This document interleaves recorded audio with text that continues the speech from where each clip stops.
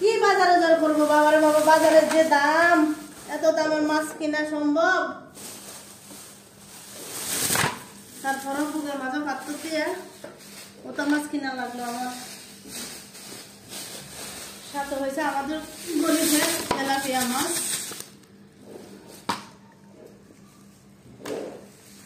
নিয়ে আইলাম সাথে ডিম, কারণ বেশি ডিম কিনে আমার পক্ষে সম্ভব হয় নাই, তাই একালি ডিম কিনেছি। ডিম কিন্তু আজকে কিনে নেয়, ডিম কিনেছি গত পরশু দিন। এক দোকানে ভুলে ভুলে কসমেটিক্সের দোকানে রাইখা চলে আসছি, ভিডিওটা অবশ্যই পাবেন আপনারা।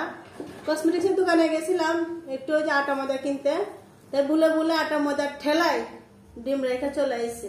তো পরিচিত দোকান, টেনশন মুক্ত ছিলাম, কারণ পাবো বলে আশা ছিলাম, তাই অবশেষে পেয়ে গেলাম। তাই আজকে কি কি আনছে অবশ্যই দেখতে থাকুন। সেই সিলেটের বিখ্যাত কুখ্যাত নাগামরিচ, যেটা অনেকে আবার সহ্য হয়, অনেকের হয় না। যারা আছে না পিছনে অনেক সমালোচনা আলোচনা করে, তাদেরকে ফাইলে একটু খাওয়াইলাম না, কিন্তু না, আমি ওই ধরনের মানুষ না, বুঝছেন? আমি মানুষটা হলো অতি ছোট মানুষ। আজকে দেখতে দেখতে টুকার বাজার চলে গেলাম, যেহেতু আমরা সিলেটের মানুষ, টুকার বাজার সবজির জন্য অনেক বিখ্যাত। এটা ছেপা খেয়ে গেছে। এই 4টা মরিচ আমার কাছে 40 টাকা চাইছে, কিন্তু অবশেষে আমি সক্ষম হয়েছি 30 টাকা দিয়ে আনতে। 10 টাকা কম রাখছে, মায়া করছে। যতই হোক সিলেটের মানুষের মনটা বিশাল বড় সমুদ্রের মতন। তো অবশেষে নিয়ে এলাম 4টা মরিচ, আর নিয়ে আসলাম তাজা চা পাতা, আর নিয়ে আসি প্যাকেটের তেল। ভাইরে ভাই, দামি তেল খাওয়া সামর্থ্য এখনো হয় নাই, হয়তো কোনো এক সময় হবে। এই তেলটার দামে নিয়ে গেছে 160 টাকা। তারপরে চিন্তা করে দেখেন এটা নিয়ে আসছি।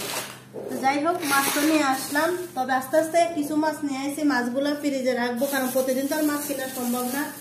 চিন্তা করেন, এমন একটা সময় গেছে আমরা মিষ্টি কুমড়া কেউ খাইতো না, এখন সে মিষ্টি কুমড়ার দামে পড়ে দেখি 150 টাকা করে। এই যে কুমড়াটা দেখতেছেন, এটা হলো 150 টাকা, ভাবা যায়? আর সাথে হলো সাথের লাউ, বানা এলাম মরে বৈরাগী, এই 2টা লাউ দেখতেছেন যে 2টা লাউ নিয়ে গেছে আমার থেকে 150 টাকা। 2টা লাউ 150 টাকা নিল।